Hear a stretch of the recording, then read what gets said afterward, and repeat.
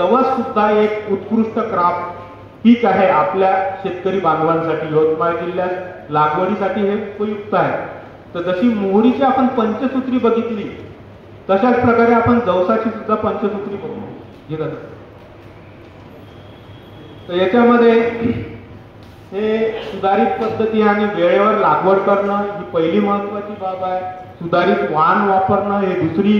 त्याच्यानंतर ओलीत व्यवस्थापन, एकात्मिक अन्न द्रव्य व्यवस्थापन आणि कीड आणि रोग याच्यापासून प्रतिबंध करणे. या 5 जर पंचसूत्री जर आपण जवसामध्ये वापरल्या तर निश्चितच आपल्याला 3 ते 4 क्विंटल एकरी उत्पादन जवसाचं सुद्धा मिळते. तर आता आपण याच्या पहिली जी बाब आहे पंचसूत्री मधली ती म्हणजे सुधारित पद्धतीने आणि वेळेवर लागवड आणि बियाण्याचे प्रमाण. तर याच्यामध्ये कसं आपण जवस पिकाची पेरणी ही 15 नोव्हेंबर पर्यंतच करायला पाहिजे. त्याच्यापेक्षा थोडा जर उशीर केला तर याच्यावर गाठ माशी ही मोठ्या प्रमाणात येते. म्हणून आपण तर सगळ्या शेतकरी बांधवांना सांगतो की जवसाची पेरणी ही 15 नोव्हेंबर पर्यंतच सहसा करायला पाहिजे. आणि हे दोन्ही पद्धतीने करता येते आपल्याला. पारंपरिक पद्धतीने करता येते, नंतर आपण ट्रॅक्टरद्वारे सुद्धा आपण जवसाची पेरणी करू शकतो. त्याच्यानंतर जवस पेरणी करत असताना साधारणतः एका एकरासाठी 6 किलो बियाणे म्हणजे हेक्टरी 15 किलो बियाण्याची आपल्याला आवश्यकता पडते. आणि पेरणी करत असताना 2 ओळीतील अंतर हे 30 सेंटीमीटर आणि 2 झाडातील अंतर हे 10 सेंटीमीटर एवढं ठेवायला पाहिजे. त्याच्यानंतर आपण सुधारित वाण आहे. पंजाबराव देशमुख कृषी विद्यापीठाने 2 वाण जे आहे आता प्रचलित त्याच्याबद्दल मी माहिती सांगतो. पहिले आहे PKV NL 207. तर या वाणाचं जे तेलाचं प्रमाण आहे साधारणतः ते 36 ते 38% पर्यंत तेलाचं प्रमाण मिळते. आणि याचं जे कोरडवाहू परिस्थितीमध्ये हेक्टरी 6 ते 12 क्विंटल पर्यंत उत्पादन मिळते. आणि जर तुम्ही ओलिता खाली जर घेत असाल तर 9 ते 18 क्विंटल पर्यंत हेक्टरी या जवसाचं सुद्धा उत्पादन आपल्याला मिळते. पुढचं आहे आता मागच्या वर्षीच ही व्हरायटी आपण रिलीज केलेली आहे PDKV शारदा नावाची. तर ही व्हरायटी लवकर येणारी आहे. साधारणतः 100 ते 105 दिवसामध्ये ही व्हरायटी जी आहे ती परिपक्व होते. आणि याचं हेक्टरी उत्पादन जे आहे ते 10 क्विंटल आहे. आणि याचं प्रमाण तेलाचं प्रमाणही जवळपास 37 ते 40% पर्यंत तेलाचं प्रमाण आहे. म्हणजे मागे जे व्हरायटी दाखवली होती तुम्हाला वाण दाखवलेलं आहे म्हणजे PKV NL 207 त्यापेक्षा 3 ते 4% 2% प्रमाण पर्यंत याचं जास्त तेलाचं प्रमाण आहे.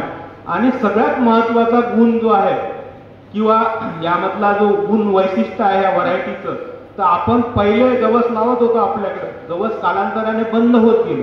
याचं कारण महत्वाचं म्हणजे गाठ माशी मोठ्या प्रमाणात येऊ लागली. त्यामुळे आपण जवसाचा पेरा आपला कमी होत गेलेला आहे.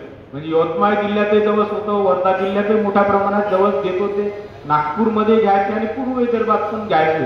परंतु हे कालांतराने कमी होत गेले. याचं कारण काय, तर एक तर सुधारित वाण नव्हते आणि जे काही वाण होते तर ते हे गाठमाशी आणि मर रोग जो आहे त्याला बळी पडत होते. हे दोन्ही हे जे वाण आहे तर गाठमाशी आणि मर रोगात हे प्रतिकारक्षम असं आहे, मध्यम प्रतिकारक्षम वाण. त्याच्यानंतर आपण जवस हे कोरडवाहू मध्ये चांगल्या तऱ्हेनं घेता येते. कोरडवाहू मध्ये घेतलं तर एकरी 2 ते 2.5 क्विंटल पर्यंत याचं साधारण उत्पादन मिळते. कोरडवाहूची लागवड करत असताना जसाही पावसाळा संपते, मान्सून वापस जाते, तसंही तुम्ही ओलावाचा फायदा घेऊन जवस पेरून टाका. त्यानंतर 1-2 सरी जर आल्या तर तुम्हाला चांगलं कोरडवाहू मध्ये उत्पादन मिळेल.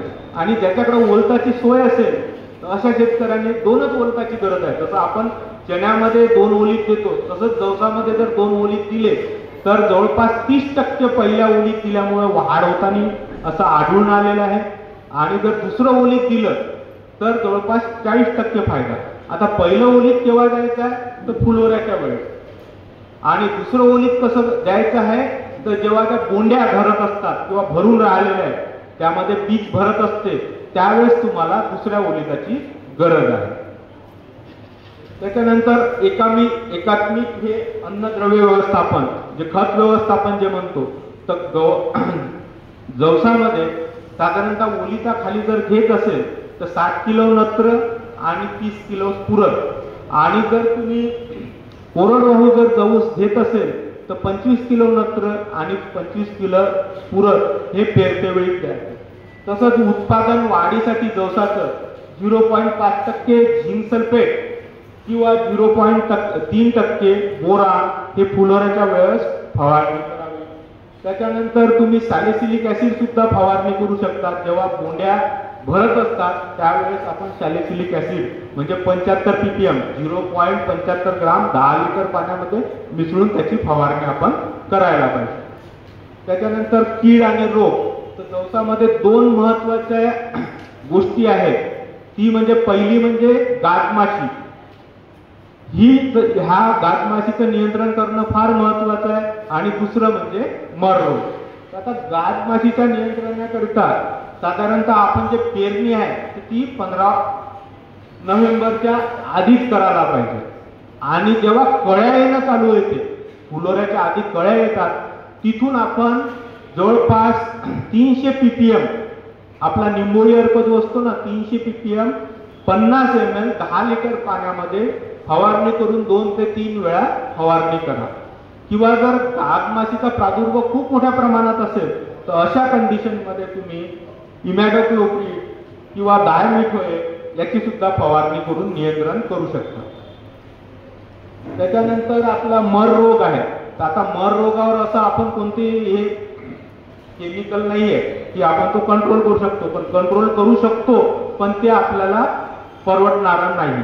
त्यामुळे मग आपण काय करायचं, तर जवस पेरणी करताना त्याला ट्रायकोडर्माची जर आपण बीज प्रक्रिया केली तर मर रोग सहसा येत नाही.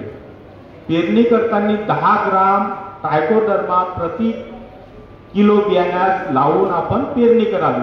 तसंच ज्या ठिकाणी मर रोगाचा प्रॉब्लेम आहे, आता जर समजा तुम्ही मागच्या वर्षी तिथे हरभरा घेतला आणि मर रोग आणि हरभरा गेलाय तर त्या शेतामध्ये सुद्धा जवस लावला तुम्ही तर मर रोग येते. तर अशा वेळेस काय करायचं, तर तुम्ही काय करा, 2-2.5 किलो ट्रायकोडर्मा आता आपल्या केवीके मध्ये मिळते किंवा बाजारात पण मिळत आहे आता कृषी सेवा केंद्रामध्ये ट्रायकोडर्मा, तो घ्यायचा आणि 250 किलो शेणखत चांगलं कुजलेलं याच्यामध्ये तो ट्रायकोडर्मा मिक्स करायचा आणि आपल्या शेतामध्ये पसरवून द्यायचा. याने सुद्धा मर रोग आपला नियंत्रणात येतो. तर अशा प्रकारचं हे जवसाची पंचसूत्री आहे. जवस आपण आंतरपीक म्हणूनही घेऊ शकतो. जवस आणि हरभरा म्हणजे 4 लाईनी जवसाच्या, 2 लाईनी हरभऱ्याच्या, करडई बरोबर घेऊ शकतो, मोहरी बरोबर घेऊ शकतो. त्याच्यानंतर याच्यामध्ये तणनाशक सुद्धा आहे जवसामध्ये.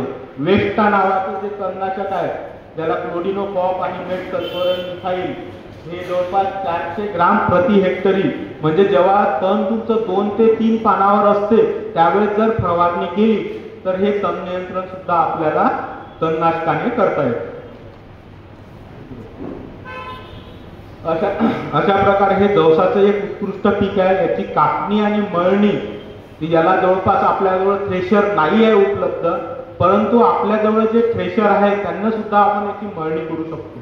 जवस पीक वाळल्यानंतर त्याला जवळपास 2 ते 3 दिवस शेतामध्ये वाळणी करा. एक तर मजुराच्या साहाय्याने काठीने बदाडून काढा किंवा आपण जुन्या काळामध्ये बैलाची आगुल फिरून करत होतो ते करता येते. किंवा आपल्याजवळ जे मळणी यंत्र आहे तर मळणी यंत्राने सुद्धा आपण याची वाली मळणी करू शकतो. याचा वाला स्पीड खूप कमी करायचा, जो तुमचा फिरणारा जो 200 ते 250 RPM आपल्याला स्पीड ठेवायचा आणि अशा प्रकारे आपण याची मळणी करू शकतो. अशा प्रकारचं हे जवस आणि मोहरीचं